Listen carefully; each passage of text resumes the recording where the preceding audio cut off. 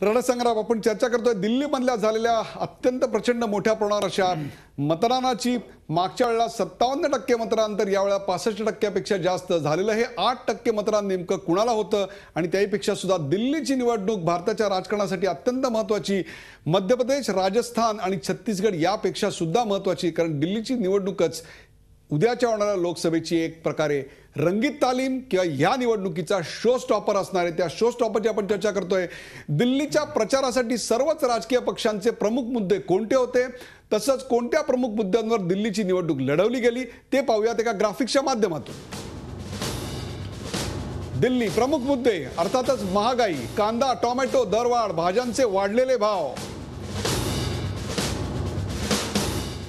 दिल्लीतली आणखीन मोठी समस्या म्हणजे दिल्लीच्या जुग्या झोपडींमध्येच नव्हे तर मध्यम वर्गाच्या घराघरातही असलेली पाण्याची गंभीर समस्या।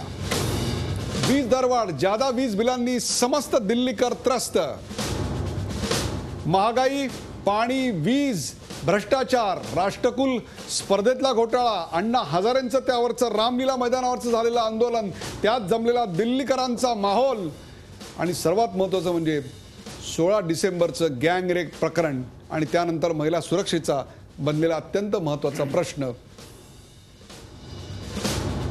एकूणच दिल्लीकरांच्या दृष्टीने हे अत्यंत महत्त्वाचे मुद्दे होते। आता दिल्लीच्या विधानसभेत प्रमुख पक्षांनी प्रसिद्ध केलेले जे जाहीरनामे होते त्या जाहीरनाम्यांमध्ये ह्या प्रॉब्लेम्सचं प्रतिबिंब कसं पडलंय ते पाहूया। प्रत्येक जण या समस्येकडे कसं पाहतोय आणि लोकांना काय काय आश्वासन देतोय। दिल्ली काँग्रेस 150 शाळांची उभारणी तर भारतीय जनता पक्ष त्याच मुद्द्याकडे पाहताना त्याच शाळांमधले भूमिपुत्रांना ऍडमिशन मिळतील 85%, तर आम आदमी पार्टी 500 शाळांची नवीन उभारणी करणार। 500 शाळांच्या उभारणीला किती वेळ लागणार हा मुद्दा त्यांनी सांगितलेला आहे। कायदा आणि सुव्यवस्था दिल्लीतला अत्यंत महत्त्वाचा प्रश्न। काँग्रेस म्हणते महिला पोलिसांची संख्या वाढवणार तर भारतीय जनता पक्ष म्हणते 24 तास हेल्पलाईन।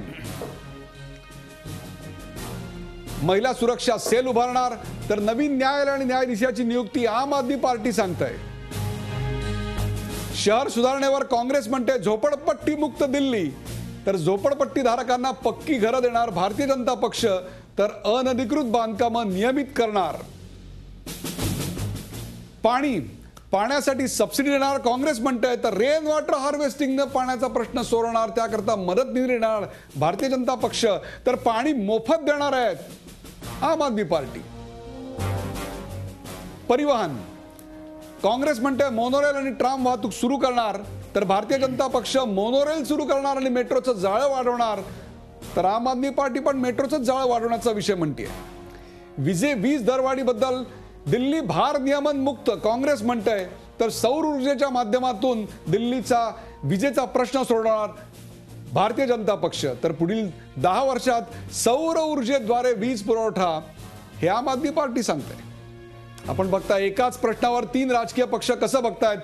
दिल्लीतल्या रोजगाराकडे 30,000 रोजगारांची निर्मिती काँग्रेस 15 वर्षाच्या राज्यानंतर सुद्धा 30,000 रोजगारांची निर्मिती त्यांना करावी लागते याचा अर्थ बेरोजगारांची संख्या तिकडे नक्कीच जास्त होती। तर स्वयंरोजगारासाठी भारतीय जनता पक्ष कर्ज पुरवठा करणार तर कंत्राटी कामगारांना नियमित करणार आम आदमी पार्टी।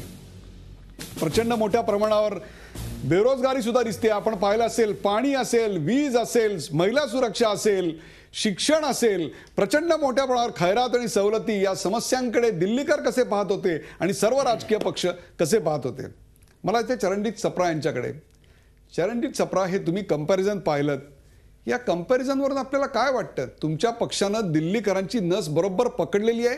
15 वर्षानंतर सुद्धा तुम्हाला 30,000 रोजगारांची निर्मिती करावी लागते याच्यात कुठेतरी बेरोजगारी वाढले हे अधोरेखित होत नाही का?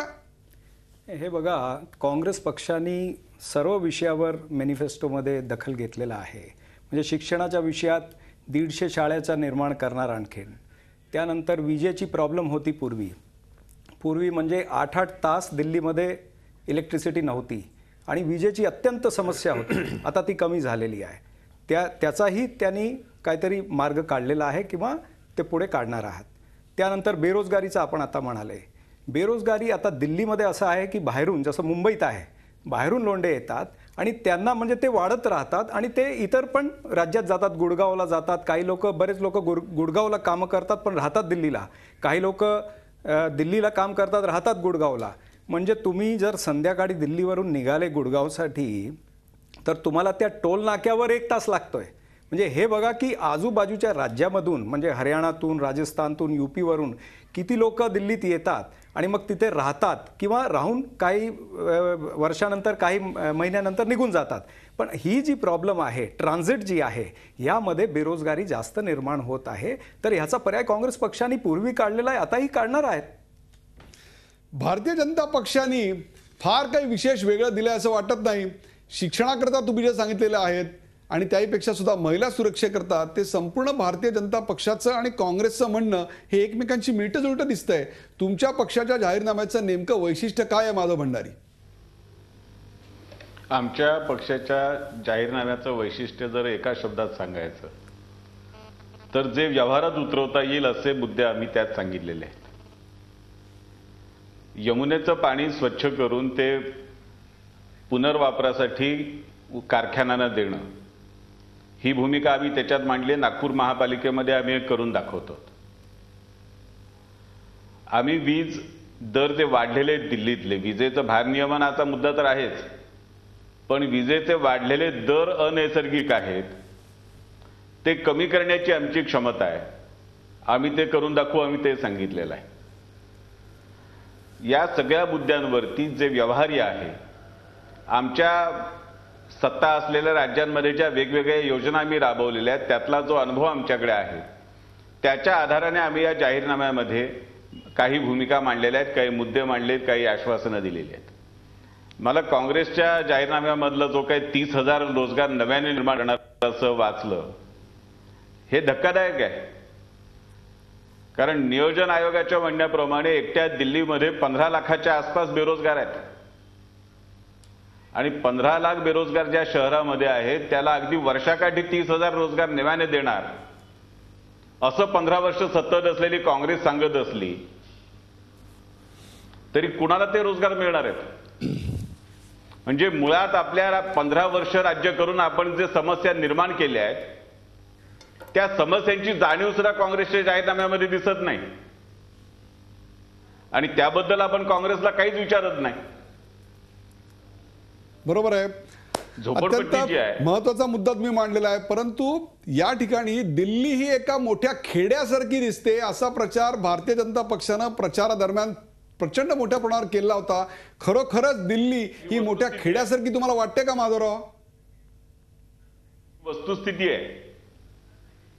दिल्लीचा वाढलेला, मी मगाशी सांगितलं जसं, आणि चरणजीत सप्रांनी सुद्धा त्याला वेगळ्या शब्दामध्ये मान्यता दिली की नव्या दिल्लीतलं सत्ता केंद्र असलेला भाग बाजूला ठेवा आणि उरलेल्या दिल्लीला कुठल्याही प्रकारच्या सुविधा, कुठल्याही प्रकारचं नियोजन, कुठल्याही प्रकारच्या विकासाचं वारं लागलेलं नाही. तसं नाही आहे माधव भंडारी. वाढत चालली, फक्त लोकसंख्या वाढत चालली. दिल्लीला वाहतुकीची कोंडी किती होती, आता काय आहे? रोडची रुंदी पूर्वी किती होती, आता किती झाली आहे? फ्लायओव्हर किती होते पूर्वी, 15 वर्ष अगोदर फ्लायओव्हर किती होते, आता किती आहेत उड्डाणपूल त्या ठिकाणी? सर्व कामं नाही का? मेट्रो रेल झालेली आहे. मेट्रो हा विकास नाही का दिल्लीचा? आता मोनोरेल होणार आहेत. 14 वर्ष, तर 14 वर्षात काम नाही केले का? सांगतो तुम्हाला, 14 वर्षात जर 100च्या जवळ उड्डाणपूल बांधलेले आहे. तुम्ही रस्ते बघा, किती मोठे रस्ते त्या ठिकाणी झालेले आहेत. जलबोर्ड निर्माण केलेला आहे. जलबोर्डाच्या अंतर्गत मला एकच सांगावं असं वाटतंय की प्रचार संपलेला आहे. मतदारांनी आपल्या मतदानाचा हक्क बजावलेला आहे. त्यांच्या समस्यांकडे तुम्ही कसं पाहत होतात आणि प्रचारासंदर्भात काय बोलत होतात, 5 वर्षात तुम्ही काय काम केलं आणि त्याहीपेक्षा सुद्धा 5 वर्षात आम्ही काय करणार आहोत हे दोन्ही पक्षांनी सांगितलेलं आहे. या सगळ्याकडे अभय देशपांडे कसे पाहतात हेही आपण जाणून घेणार आहोत. एका ब्रेक नंतर आपण पाहणार आहोत मार्जिन्स मागच्या वेळेला कशी होती आणि तिथंच तर खरी उद्याच्या निवडणुकीच्या निकालाची मेख आहे. तुम्हाला एक प्रकारे सेफॉलॉजिकली येत्या निवडणुकीत नेमकं काय घडतंय ते दिसणार आहे.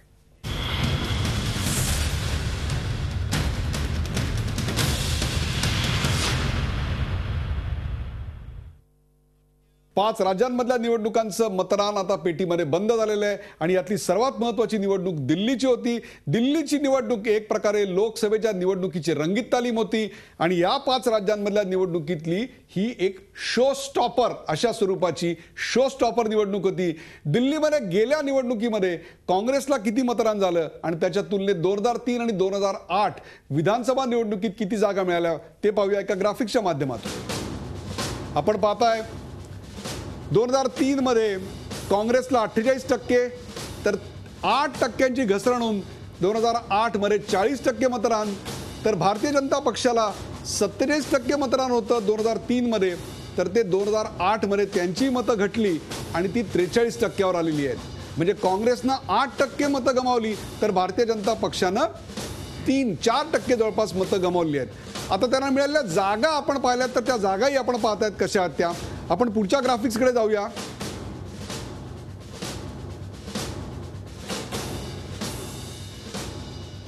आपण पाहताय भारतीय जनता पक्षाचं 2003 मध्ये त्यांना 35% इतकं मतदान होतं, तर 2008 मध्ये त्यात मार्जिनल छोटीशी वाढ झाली आणि 36% मतदान झालं. जागा मात्र फारशा वाढल्या नाहीत. जागा त्यांच्या 2003 मध्ये 20 होत्या तर 2008 मध्ये त्या 23 झाल्या. म्हणजे 1% जवळपास 1.5% मतदान वाढूनही त्यांना फक्त 3 जागा. मी पुन्हा मागच्या ग्राफिक्सकडे जायला सांगतोय आमच्या PCR ला, म्हणजे आपल्या लक्षात येईल भारतीय जनता पक्षाला 1% मतदान वाढून 3 जागांचा फायदा, तर काँग्रेसला 8% मतदान कमी होऊनही फक्त 4च जागा कमी झाल्या. अशा प्रकारचा आत्ताचं विश्लेषण दिसतंय. आपण मार्जिन व्हिक्ट्रीचं जे मार्जिन होतं त्याचंही विश्लेषण करणार आहोत. 5% अधिक मताधिक्यानं विजयी जागा 8, भारतीय जनता पक्ष 8 तर काँग्रेस 0.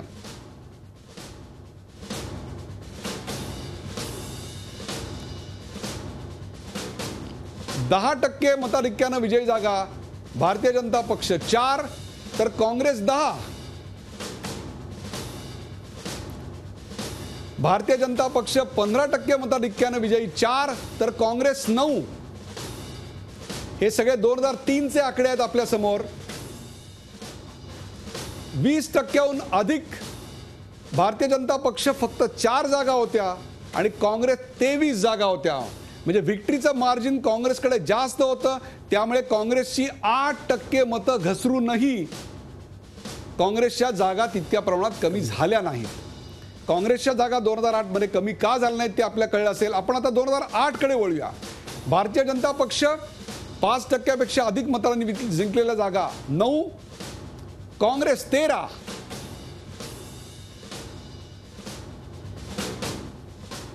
%10 मतदान भारतीय जनता पक्ष 2 तर काँग्रेस 7.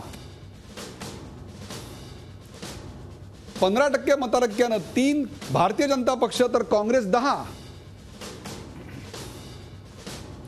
आणि 20% पेक्षा अधिक भाजप 9 तर काँग्रेस 13. आपण मागच्या वेळेला पाहिलं असेल की 2003 मध्ये काँग्रेस 23 जागांनी पुढे होती. यावेळेला ती संख्या 13 वर आली आहे. मतदानाची टक्केवारी 8% खाली आलेली आहे आणि त्याहीपेक्षा सुद्धा मिळालेल्या जागा सुद्धा कमी झालेल्या आहेत. म्हणजे एक प्रकारे काँग्रेसची घसरण दिसते आहे तर भारतीय जनता पक्षाला मार्जिनल फायदा होताना दिसतोय. याचं कारण 20% पेक्षा अधिक जिंकलेल्या जागा या काँग्रेसकडे जास्त होत्या. 20% पेक्षा जास्त मतांनी जिंकलेल्या तर भाजपकडे मुळात कमी होत्या, परंतु ती भाजपची संख्या हळूहळू वाढताना दिसते. म्हणजे एक प्रकारे भारतीय जनता पक्ष अनेक ठिकाणी आपला फूटहोल्ड मांडताना दिसतोय तर दुसरीकडे काँग्रेसचं फूटप्रिंट जाताना दिसतंय. काय सांगाल चरणजित सप्रा? नाही, यावर्षी आता मतदान जास्त झालेलं आहे, जास्त टक्क्यांनी झालेलं आहे आणि हे पूर्वीच्या पण आपण बघितलं तर 20% टक्केवारी वाढलेली आहे. मला असं वाटतंय की आता हा गणित पुढे जाईल आणि काँग्रेसचे जे उमेदवार आहेत ते जास्त टक्क्यांनी ते निवडून येतील. आता माधवराव भंडारी, काय तुम्ही विश्लेषण कराल? तुमचा पक्ष अनेक ठिकाणी वाढताना दिसतोय आणि तो ट्रेंड कायम राहिला तर कदाचित तुमच्या पक्षाला खूप चांगल्या जागा मिळायची शक्यता आता निर्माण झालेली आहे. 2 गोष्टी याच्यामध्ये आहेत. एकतर आपण 2008 ची जी आकडेवारी दाखवली त्याच्यामध्ये भाजपच्या बंडखोर उमेदवारांचा विचार आपण केलेला नाही. 2008 मध्ये आम्हाला बंडखोरीचा त्रास काही प्रमाणात झाला होता. आमच्या काही जागा त्यामुळे गेल्या. यावेळेला आमच्या 70 पैकी एकाही मतदारसंघामध्ये बंडखोरी नाही. त्यामुळे आमचीच मतं विभागली जाण्याची भीती यावेळेला आम्हाला फार कमी आहे. नाहीच आहे, जवळजवळ नाही. दुसरं म्हणजे काँग्रेसला जे भरघोस मताधिक्य 2003 मध्ये मिळालं होतं ते 2008 मध्ये कमी झालं. यावेळेला ते किती कमी झालं हे मतपेटीतून जे दिसायचं असेल ते दिसेल. पण राहुल गांधींच्या सभांच्या ठिकाणी लोकांनी जी पाठ फिरवली होती त्याच्यातून तर स्पष्ट दिसलंय. एका बाजूला मतदान करण्यासाठी मोठ्या प्रमाणावर बाहेर आला, पण काँग्रेसच्या सभांना मात्र तो गेला नाही. राहुल गांधींच्या सभांना गेला नाही. माणसं येत नाहीत म्हणून त्यांना सभा रद्द कराव्या लागल्या आणि नरेंद्र मोदींच्या सभांना माणसं खूप मोठ्या संख्येने येतात म्हणून काँग्रेसने कायदा सुव्यवस्थेचं कारण पुढे झाली. आमच्या सभा रद्द करायला लावल्या. प्रधानाची एक सभा रद्द झाली. ते जपानचे प्रिन्स आणि प्रिन्सेस आले होते त्यामुळे ती रद्द झालेली आहे. तशी कुठलीही ही सभा रद्द झालेली त्याच्या नाही. सगळ्या बातम्या वेळोवेळी येऊन गेल्या. पुन्हा एकदा माधवराव आणि चरणजित सप्रा यांच्यात शब्दांची चकमक होताना दिसते. मी दोघांना इथे थांबवतो आणि आम आदमी पक्ष याकडे नेमकं कसं बघतोय ते आपण पाहूया. आम आदमी पक्षाला मी हा प्रश्न विचारतोय की या मतदानाकडे आपण कसं बघताय आणि आता झालेलं 8% या पार्श्वभूमीवरचं वाढीव मतदान. आम आदमी पक्षाला मी हा प्रश्न विचारतोय. बोला. एकदा मी तुम्हाला सांगतो ते मी म्हणत होतो ना ते कॅन्डिडेट नाही राहुल गांधींच्या सभांची चर्चा आपण येऊया लास्ट टाइम झालं होतं बोला तुम्ही. ते बीजेपीच्या कॅन्डिडेट मी म्हणत होता त्याचं नाव आहे कुलवंत राणा. रिठाराच्या कॉन्स्टिट्युएन्सी मध्ये ते बीजेपी कॅन्डिडेट आहे आणि ते 17 वर्षाची स्टेज डान्सरला ऍसिड टाकून मारून टाकलं होतं. हे सगळं मी तुम्हाला डिटेल देणार. आता हे मुद्द्यावर येतो मी. हे मुद्द्यावर हे आहे की हे तुम्ही बघतात तर काँग्रेस आणि बीजेपीच्या लास्ट टाइम म्हणजे तिसरी पार्टी आली आहे, एक नवीन पार्टी आली आहे आणि सगळे लोकांच्या मनामध्ये बसलेली आहे. तो हे लास्ट टाइमच्या कॅल्क्युलेशन लास्ट टाइमच्या कॅल्क्युलेशन के 2003 के 2008च्या कॅल्क्युलेशन बघायचं काय हे काय संदर्भ नाही. हे नवीन काय आलेलं आहे, एक नवीन शक्ती आली आहे लोकांच्या दिलमध्ये मनामध्ये बसलेली आहे आणि म्हणजे एवढे पर्सेंटेज घेऊन चाललं. आता ते लास्ट टाइमच्या पर्सेंटेज बघून काय हे टाइम आम्हाला वाटतो की आम आदमी पार्टीला पुष्कळ मतं भेटणार आणि आम्ही मेजॉरिटीमध्ये येणार. तुम्ही मेजॉरिटीमध्ये येणार असं वाटतंय. तिन्ही पक्ष असा दावा करतायत की झालेलं मतदार आणि त्यापेक्षा सुद्धा मागचे जे ट्रेंड आहेत ते लक्षात घेता आम्हालाच मतदान होणार आहे. परंतु प्रेक्षक अत्यंत महत्वाची गोष्ट म्हणजे काँग्रेसचं मतदान 100% कमी होत आहे, परंतु 20%पेक्षा जास्त मताधिक्याने जिंकून आलेल्या जागा काँग्रेसकडे जास्त असल्यामुळं त्यांना निवडून आलेल्या उमेदवारांमध्ये तेवढ्या मोठ्या प्रमाणावर फटका बसला नाही. परंतु आता तिसरा पक्ष आल्यामुळे तो फटका बसायची 100% शक्यता निर्माण झाली आहे. या दिल्लीमध्ये काही अत्यंत मोठी माणसं एकमेकांची झुंजताना दिसत आहेत. नेमक्या दिल्लीतल्या बिग फाईट्स काय आहेत त्यावर टाकूया एक नजर. नवी दिल्ली मतदारसंघ काँग्रेसच्या विद्यमान मुख्यमंत्री शीला दीक्षित विरुद्ध आम आदमी पार्टीचे अरविंद केजरीवाल. कृष्णनगर मतदारसंघ डॉक्टर हर्षवर्धन भारतीय जनता पक्षाचे मुख्यमंत्री पदाचे उमेदवार डॉक्टर हर्षवर्धन विरुद्ध VK मोंगा काँग्रेस. मनीष सिसोदिया आम आदमी पक्षाचे मनीष सिसोदिया विरुद्ध काँग्रेसचे अनिल चौधरी पटपरगंज. RK पुरम शाजिया इल्मी आम आदमी पार्टी वर्सेस काँग्रेसच्या बरखा सिंग. किरण वालिया शिक्षण मंत्री किरण वालिया विरुद्ध आरती मेहरा भारतीय जनता पक्ष मालवीय नगर.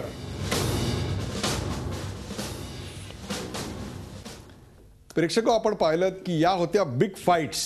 या बिग फाईट्स मध्ये मतदान करताना लोकांनी नेमका काय विचार केला असेल. अभय देशपांडे काय सांगाल तुम्ही. एकीकडे दिल्लीतला भ्रष्टाचार होता, दिल्लीतल्या नागरी समस्या होत्या, अनधिकृत बांधकामांचा दिल्लीतला सर्वात मोठा प्रश्न होता. 40 लाख झोपडपट्टीय वासीय आता दिल्लीमध्ये आहेत. दिल्लीमध्ये पाण्याचा प्रश्न आहे, विजेचा प्रश्न आहे, अनधिकृत बांधकामं अधिकृत करण्याचा जो मुंबईचा प्रश्न आहे तोच आपल्या दिल्लीमध्ये दिसतोय. आणि या सगळ्या बिग फाईट्स काय सांगाल?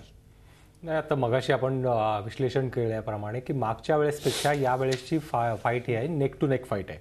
कारण काँग्रेसला जे कम्फर्टेबल मार्जिन होतं 2003 ते कमी झालेलं आहे, खूप कमी झालेलं आहे. मागच्या वेळेस त्यांची मतं 8% घटलेली आहेत. म्हणजे मागच्या वेळेस त्यांची जागा जरी एकदम 3 कमी झाल्या असल्या तरी मतं 8% कमी झालेली आहेत. आता म्हणजे तुम्ही 2003च्या जागा बघितल्या की 5%पेक्षा कमी मताने निवडून आलेल्या जागांमध्ये काँग्रेसची एकही जागा नव्हती. परंतु 2008 ते बीजेपीच्या पुढे गेले त्या बाबतीत. म्हणजे काठावर आलेल्या जागांची संख्या वाढली होती. त्यामुळे यावेळी ही मतांमधली घसरण पुढेही कायम राहणार आहे. फक्त त्याचा प्रश्न असा आहे की ही काँग्रेसची कमी होणार. म्हणजे मला असं वाटतं की आता या निवडणुकीचा फैसला आपके हातों में, आपला जर इन्व्हर्टेड कॉमा केलं तर मला वाटतं की या दिल्लीच्या निवडणुकीचं सगळं बरोबर सार आहे. आहे. या आपलाच आपण एक प्रश्न विचारूया. आम आदमी पार्टीचे मयांक गांधी आपल्याकडे आहेत. मयांक गांधी, आपल्याला काय वाटतं? आज तर तुमचं उत्तर अरविंद केजरीवाल हेच असणार आहे, पण तरी सुद्धा मला तुम्हाला एक प्रश्न विचारावा असं वाटतो. अरविंद केजरीवाल नक्की जिंकतील अशी या क्षणाला आपल्याला 100% खात्री आहे?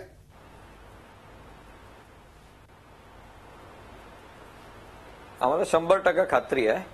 हे वेळा मी काय बघितलं की टिपिकल काँग्रेसचे जे वोटर होते ना, दलित, मुस्लिम, झुग्गी झोपडीमध्ये, हे वेळा सगळेच आम आदमी पार्टीकडे आलेले आहे. म्हणजे काँग्रेसनी मध्येच सगळं फाईट पण सोडली, ते मीटिंग्स पण कॅन्सल केली. कोणी मोठा लीडर पण नाही राहिला. त्यांनी बघितलं की हे तो दिल्ली गेलेली आहे. म्हणजे हे टाइम पहिले नवीन पार्टी येत होती ते मिडल क्लास वोटरच्या साठी बघत होती, पण आम आदमी पार्टी फर्स्ट अशी नवीन पार्टी आहे. ते आम आदमी लोकांना, दलित, मुस्लिम, झोग्गी झोपडी, गरीब लोकांना, हे सगळ्यांच्या सपोर्टनी पार्टी झालेली आहे. तो एकदम गेम चेंजर झालेला आहे. मी ओपिनियन पोल पाहिलेले आहे, पण मला ते ओपिनियन पोल वाटत नाही की ते खरं आहे. तुम्हाला तो गेम चेंजर वाटतोय. तोच गेम चेंजर काँग्रेस कसं बघतंय? शीला दीक्षित चौथ्यांदा तिकडे निवडून येतील का? काय वाटतंय आपल्याला? चरणजीत सप्रा. नक्की ती निवडून येईल, कारण लोक नेत्यांचे कामं बघतात. विकास कामं शीला दीक्षितनी एवढे केलेले आहेत. पूर्ण दिल्लीमध्ये केले तर स्वतःची कॉन्स्टिट्युन्सीमध्ये केले नसतील का? आणि हे जे आता आप ही पार्टी आली आहे ही नवीन आहे. दुर्दैवाने यांचा म्हणजे जास्त एक्सपिरियन्स नाही आहे पॉलिटिकल. ते समाजकारणाचा असेल पण पॉलिटिकल एक्सपिरियन्स जास्त नाही आहे. मला असं वाटत नाही की शीला दीक्षितला केजरीवाल पाडू शकतो. जर असं झालं तर दिल्लीचा दुर्दैव असेल. मी असं सांगितलं तर चुकीचं ठरणार नाही, कारण ज्या शीला दीक्षितनी दिल्लीला दिल्ली दिलवालो की हा टायटल देऊन टाकला आणि एवढं काम करून, म्हणजे फक्त देशात नाही परदेशात पण लोक बघतात की दिल्लीमध्ये किती विकास झालेला आहे. हे सर्व दिल्लीकडे, पूर्ण देशाचं नाही परदेशाचं पण लक्ष असतं. त्या ठिकाणी शीला दीक्षित जर निवडून नाही आली तर हा दिल्लीचा दुर्दैव असेल असं मी सांगू इच्छितो. शीला दीक्षित निवडून येतील असा दावा चरणजीत सप्रा करतायत, तर अरविंद केजरीवाल 100% विजयी होणार असं अर्थातच मयांक गांधी म्हणतायत. त्याचा निकाल 8 तारखेला लागणार आहे. परंतु या शेवटच्या भागामध्ये मयांक गांधी, आता मी एक्झिट पोल, कोणी आम आदमी पार्टीला, आता मी एक्झिट पोल बघत होता. एक चॅनलनी 6 सीट दिली, दुसऱ्यांनी 11, कोणी 16, कोणी 18. आता एक एक्झिट पोल आला 31 सीट्स आम आदमी पार्टीला दिले. तुम्हाला किती वाटतात? तुम्ही रिअलिस्टिक तुमचं सांगा. एक्झिट पोल जाऊ द्या. 6 सीट कुठे 31 सीट. तुम्हाला किती वाटतायत? मयांक गांधी, व्हॉट्स युअर फिगर? 38 to 50 seats. किती? 50? 38 ते 50. 38 to 50 सीट. मयांक गांधी 38 ते 50, 70 जागांमध्ये. मयांक गांधी 38 ते 50, 70 जागांमध्ये हा फार मोठा आकडा असतो. Can we reduce the margin? Can we talk of one figure? आता 8 तारीखला बघू. आता काय डिस्कशनच्या. भारतीय जनता पक्षाला किती जागा मिळू असं वाटतंय? तुमचा अंदाज काय आहे माधवराव? आम्ही बहुमत मिळवू आणि स्वतःच्या ताकदीवर बहुमत मिळवू. म्हणजे याचा अर्थ तुम्ही 36 पेक्षा जास्त जागा मिळवणार? निश्चित 36 पेक्षा जास्त जागा मिळवून हर्षवर्धन हेच मुख्यमंत्री होतील अशा प्रकारचा दावा आता माधवरावांनी केलाय. चरणजीत सप्रा, दिल्लीची विधानसभा चौथ्यांदा तुम्ही राखू शकाल अशी परिस्थिती आहे का? काय सांगाल? नक्की राखू शकणार. आणि जे 42-43 आम्ही निवडून आलेले होते त्यापेक्षाही जास्त 2-3 जास्त सीट आम्ही निवडून येणार हा नक्की आहे. आणि शेवटी हा जो आपचा झाडू आहे हे काँग्रेसला मदत होणार आहे. तुम्ही बघा 8 तारखेला. माधवराव, तुम्हाला काहीतरी बोलायचं होतं पटकन, आपल्याकडे वेळ कमी आहे. नाही, मला फक्त एक छोटी शंका विचारायची होती बोला. की राहुल गांधींच्या सभा हा विषय चर्चेला घ्यायचा नाही असं काही नियम झालेला आहे का? राहुल गांधींच्या सभा चर्चेला घेतल्या की मग मोदींच्या सभा हा विषय चर्चेला घ्यावा लागेल. आणि बिग फाईट ही नवी दिल्लीमध्ये होण्याच्या ऐवजी आर.के. पुरममध्ये होण्याच्या ऐवजी ओखलामध्ये होण्याच्या ऐवजी या स्टुडिओमध्ये होईल, ती मला टाळायची होती आणि म्हणून तो विषय घेतलेला नाही. आपण जातो अभय देशपांडे यांच्याकडे. अभय देशपांडे, अर्थातच आता प्रत्येक राजकीय पक्ष आम्हालाच सर्वात जास्त मतदान होईल आणि आमचेच मुख्यमंत्री होईल असा दावा करतायत. तुम्ही याचा अत्यंत जवळून अभ्यास करत होतात, तुम्हाला प्रश्न माहिती होते, मॅनिफेस्टो माहिती होते, झालेल्या प्रचारावर आपण दोघं अत्यंत जवळ लक्ष बाळगून होतो. काय वाटतंय तुम्हाला? नाही, मला या निवडणुकीत दिसतंय तर या निवडणुकीमध्ये साधारणतः काँग्रेस इज लुझिंग ग्राउंड. त्यांची मतं आणखी काही टक्के कमी झाली तर त्यांच्या जागा मोठ्या प्रमाणात कमी होतील, कारण मागच्या वेळेस अल्पमताने जिंकलेल्या बऱ्याच जागा होत्या. दुसरा प्रश्न आहे याच्यामध्ये की या काँग्रेस आणि भाजप या दोन्ही पक्षाची साधारणतः त्यांची वोट बँक आपण गृहीत धरली तर त्यांची 32 ते 35% मतं आहेत. ते ज्यावेळेस 40च्या पुढे जातात त्यावेळेस सत्तेजवळ पोहोचतात आणि 40च्या खाली घसरतात त्यावेळेस ते विरोधी पक्षात बसतात. यावेळेसच्या निवडणुकीला तिसरा अँगल आहे. या तिसऱ्या अँगलमध्ये आप ही हा नवीन पक्ष आहे. या दोन्ही पक्ष हे 32-35 वरनं 35. भारतीय राजकारणाचा इतिहास जर बघितला तर पहिल्या निवडणुकीत सत्तेला गवसणी घालण्याची उदाहरणं फार क्वचित आहेत. म्हणजे NT रामारावांच्या तेलुगू देसमचा वगैरे असे काही 1-2 अपवाद वगळले तर अलीकडच्या काळात कुठेही असं पहिल्या निवडणुकीत सत्ता काबीज करण्याचं एकही उदाहरण नाही आहे. या निवडणुकीमध्ये आपनी बऱ्यापैकी केलेलं आहे. ते गेम चेंजर होतात की गेम स्पॉइलर होतात हे 8 तारखेला निश्चित होईल. परंतु त्या दुहेरी आकड्यापर्यंत तरी गेले तरी त्यांनी या निवडणुकीमध्ये खूप मोठं यश मिळवलं असंच म्हणावं लागेल. आत्ता तरी 38-50 ही फार मला दिवा स्वप्न वाटत आहे. प्रेक्षको, दिल्लीच्या निवडणुकांमध्ये 2003-2008 मध्ये झालेलं मतदान, आत्ताचं वाढीव मतदान, त्याचं विश्लेषण, भारतीय जनता पक्षाला मिळाली 2003 आणि 2008 मधली मतं, त्यांच्या मिळालेल्या जागा, तसंच काँग्रेसला मिळाली मतं, त्यांच्या जागा, महत्त्वाचे मुद्दे, त्यावर राजकीय पक्षांनी काढलेले मॅनिफेस्टोज, झालेला प्रचार आणि सेफॉलॉजिकली सध्या चित्र काय दिसतंय आणि बिग फाईट्स नेमक्या कोणकोणत्या आहेत, या मागच्या 1.5 तासामध्ये एकूणच या दिल्लीचा संपूर्ण निवडणुकीचा लेखाजोखा मी आपल्यासमोर मांडण्याचा प्रयत्न केला. सगळेच मुद्दे आम्ही कव्हर करू शकलो असा माझा दावा नाही, परंतु सध्या तर चित्र असं दिसतंय की या दिल्लीच्या बाहेरचा जो भाग आहे त्या दिल्लीच्या बाहेरच्या भागामध्ये ज्या झुग्गी झोपडीज आहेत त्या झोपडपट्ट्यांमधून होणारं मतदान आणि त्याहीपेक्षा सुद्धा दिल्लीच्या मध्यभागातनं झालेलं मतदान, दिल्लीच्या बाहेरचा, मग तो ओखला असेल, सरिता विहार असेल, अशा प्रकारच्या भागातनं झालेलं मतदान जे आहे, नजफगड असेल, इथून मदनपुरा हा जो भाग आहे, तिथले अलीगाव हे जे भाग आहे, तिथलं झालेलं मुस्लिम बहुल मतदान, या मतदानामध्ये आम आदमी पक्ष नेमका किती डेंट मारतोय, नेमकी किती घुसखोरी करतोय, याच्यावर बऱ्याचशा गोष्टी अवलंबून आहेत. परंतु एक मात्र निश्चित, काँग्रेससाठी ऑल इज नॉट वेल, तसंच भारतीय जनता पक्षासाठी ऑल इज नॉट फाईन, आणि जे काही मिळेल ते एव्हरीथिंग इज फाईन अशी परिस्थिती सध्या आम आदमी पक्षाची आहे. तरी सुद्धा आज जर पाहिलं तर दिल्लीकरांच्या चेहऱ्यावर एक बदल हाच दिसतोय. तो बदल नेमका भारतीय जनता पक्षाच्या बाजूने असेल का काँग्रेसच्या, याचा निकाल 8 तारखेला लागणार आहे. 7 तारखेला संध्याकाळी आणि 8 तारखेला दिवसभर मी संपूर्णपणे प्रत्येक भागाचं कास्ट वाईज, सेफॉलॉजिकल वाईज सगळे अनालिसिस घेऊन आपल्यासमोर येणार आहेत. या कार्यक्रमात सहभागी झाल्याबद्दल चारही मान्यवरांचे आभार. ताज्या बातम्यांसाठी पाहत राहा झी24 तास, एक पाऊल पुढे.